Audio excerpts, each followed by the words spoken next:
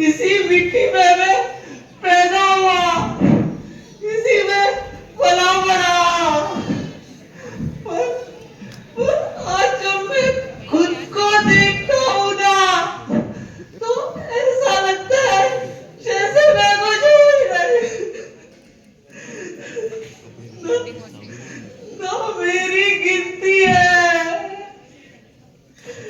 ना मेरी आवाज है। सही बात है भाई, सही बात। हम बोलते हैं, हम चिल्लाते हैं, हम रोते हैं, लेकिन इस देश में हमारी आवाज किसी के कान तक नहीं पहुंचती। हम जी तो रहे हैं, पर ये जिंदगी हमारी नहीं। हमारे सपने, हमारे फैसले सब कोई और तय कर रहा है।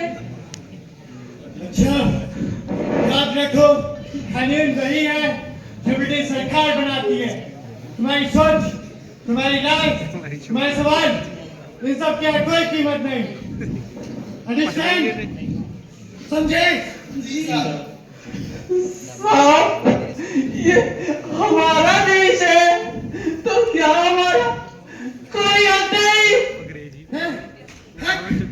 हक सिर्फ शासकों का होता है, गुलामों का नहीं। तुम गुलाम हो, ब्रिटिश सरकार के गुलाम।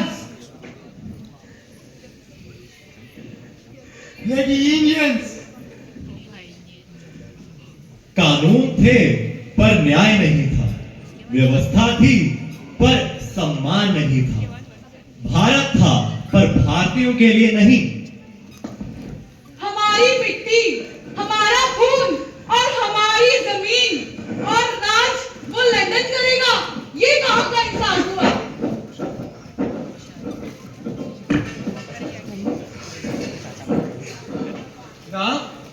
ना अधिकार, ना स्वशासन, ना बराबरी। हमारे लिए तो यही कानून है और चुप रहना हमारी पहचान। अगर बोलना गुनाह है तो हम कब तक चुप रहेंगे? ब्रिटिश राज के समय जो अधिनियम थे वो भारत को चलाने के लिए बने थे, भारतीयों को सशक्त बनाने के लिए नहीं। भगत सिंह, सुखदेव, राजगुरु और ऐसे ही न जाने कई बलिदानों के बाद 15 अगस्त सन 1947 की वो ऐतिहासिक रात आई जब भारत ने आजादी की सांस ली। ये केवल मुक्ति नहीं थी, बल्कि एक नई शुरुआत थी।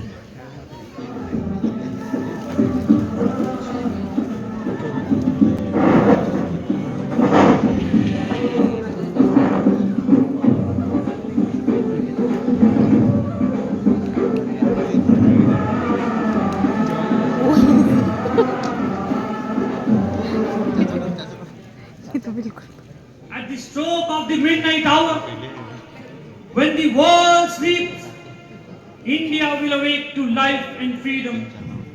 A moment comes, which comes but rarely in history, when we step out from the old to the new, when an age ends, and when the soul of a nation suppressed so long finds utterance. This is our tryst with destiny. Bharat माता की जय! भारत माता की जय! लेकिन आजादी के साथ कई सवाल भी खड़े हुए। भारत को अब अपनी दिशा खुद तय करनी थी, अपने कानून बनाने थे। आइए इस ऐतिहासिक यात्रा को देखें।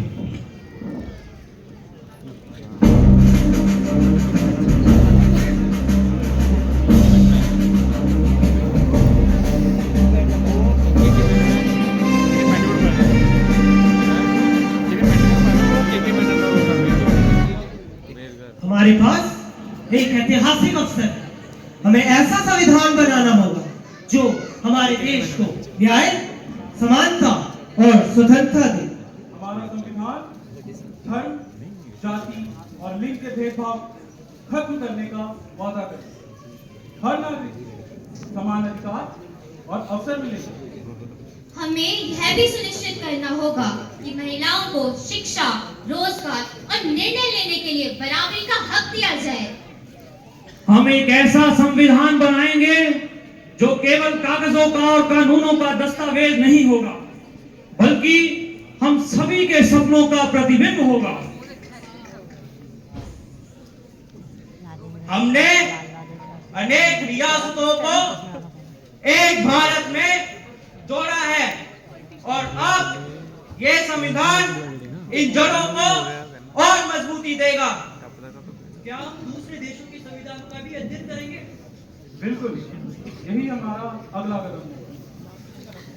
2 साल 11 महीने और 18 दिनों की कड़ी मेहनत के बाद 26 जनवरी 1950 में भारत का संविधान लागू हुआ। यह दुनिया का सबसे बड़ा लिखित संविधान है। आजादी मिल चुकी थी, लेकिन देश को चलाने के लिए सिर्फ उत्साह पर्याप्त नहीं था। भारत को जरूरत थी एक ऐसी व्यवस्था की जो शक्ति को मर्यादा दे और हर नागरिक को सम्मान। इसी सोच से खड़े हुए भारत के संविधान के 4 स्तंभ। अब जहां अन्याय होगा वहां न्याय होगा, बिना डर, बिना भय के। अब सोचने, बोलने और जीने की आजादी है। अब कोई ऊंचा नीचा नहीं, सब कानून के आगे बराबर है। अब हिंदुस्तान सिर्फ देश नहीं, एक परिवार है। संविधान बना दिया गया है, मगर याद रखना, कागज की किताब खुद नहीं बचती। इसे जिंदा रखना तुम्हारी जिम्मेदारी है। हमारे संविधान ने भारत को परिभाषित किया। India, that is Bharat, shall be a union of states. वतन के जानिसार हैं, वतन के काम आएंगे।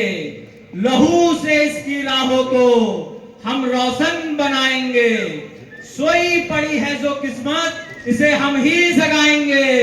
इसी जमी को एक रोज हम आसमान